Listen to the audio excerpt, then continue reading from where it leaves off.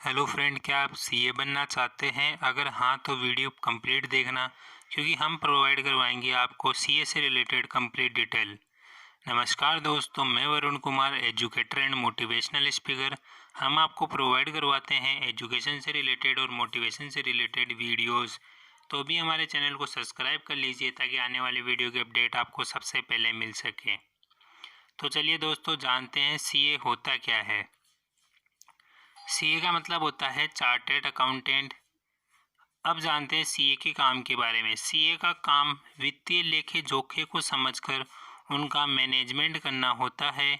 इसके अलावा सीए एक वित्तीय सलाहकार की तरह लोगों के व्यापार खाते, बिजनेस अकाउंट और टैक्स और फाइनेंस से जुड़ी सलाह देने का काम करता है। सीए एक फर्म के टैक्स का अकाउंट संभालता है और बिजनेस के अकाउंट संभालता है। अब जानते हैं दोस्तों सीए बनने की क्या प्रक्रिया होती है। सीए दो तरीके से बन सकते हैं दोस्तों आप, एक तो 12th के बाद में और एक ग्रेजुएशन के बाद में।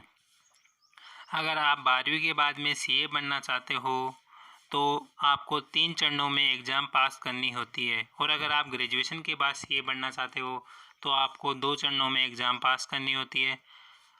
पास होने के लिए इन सभी पेपरों में क्या होता है, 40% अंक लाना अनिवार्य होता है और कुल मिलाकर 50% अंक लाना ज़रूरी होता है। अब जानते हैं सीए बनने की प्रोसेस के बारे में। तो 12वीं के बाद में आपको सीए फाउंडेशन में रजिस्ट्रेशन करवाना होता है। ये रजिस्ट्रेशन एक बार होने के बाद 3 साल के लिए वैलिड रहता है। अगर 3 साल में आप सीए फाउंडेशन कोर्स पास नहीं कर पाते हो तो आपको दोबारा रजिस्ट्रेशन करवाना पड़ता है।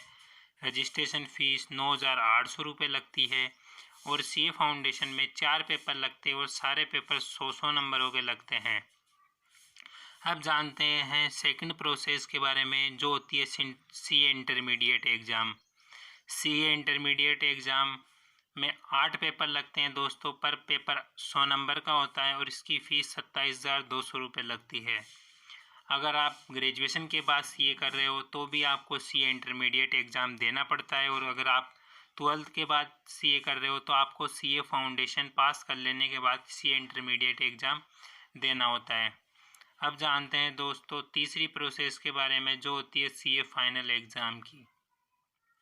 सीए इंटरमीडिएट एग्ज़ाम पास करने के बाद में आपको सीए फाइनल एग्ज़ाम देना होता है।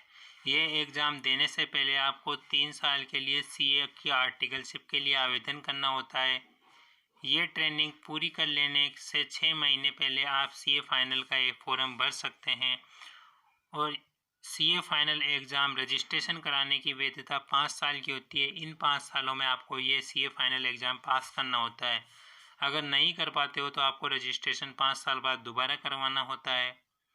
इस एग्ज़ाम के लिए फ़ीस 32,300 रुपये लगती है। सीए फाइनल एग्ज़ाम पास कर लेने के बाद में आपको आईसीएआई में रजिस्ट्रेशन करवाना पड़ता है। वहाँ रजिस्ट्रेशन करवाने के बाद आप सीए यानी कि चार्टर्ड अकाउंटेंट बन जाते हो। सीए बनने के बाद में आप किसी भी कंपनी में काम कर सकते हो एज ए फाइनेंशियल एडवाइज़र। आप खातों को संभाल सकते हो।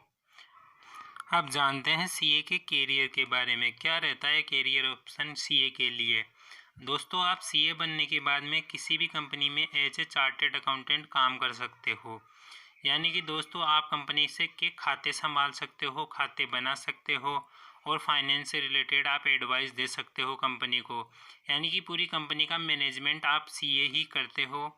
इसके कारण हर कंपनी में एक सीए की आवश्यकता होती है। यानी कि जहाँ पर जीएसटी होता है वहाँ पर सीए की आवश्यकता होती है। तो आपको पता है दोस्तों जीएसटी लागू हो चुका है, अब सभी जगह पे सीए की आवश्यकता पड़ती है। इस कारण सीए का कैरियर ऑप्शन एक बहुत ही अच्छा साबित हो सकता है। इसी के साथ साथ आप एज ए एंटरप्रेन्योर भी काम कर सकते हो, यानी कि आप खुद का बिजनेस भी स्टार्ट कर सकते हो। सीए बनने के बाद में आप लोगों को सलाह देने का काम कर सकते हो, इन्हें जीएसटी से संबंधित जानकारी दे सकते हो, जीएसटी से रिलेटेड सलाह दे सकते हो, उनके खाते संभाल सकते हो, ऑडिटिंग का काम कर सकते हो, और भी दोस्तों आप कई काम कर सकते हो। इसमें बहुत ही अच्छा कैरियर ऑप्शन रहता है। तो दोस्तों बताना आपको वीडियो कैसी लगी। अगर वीडियो आपको अच्छी लगे तो चैनल को लाइक करना, शेयर करना और सब्सक्राइब करना। धन्यवाद दोस्तों।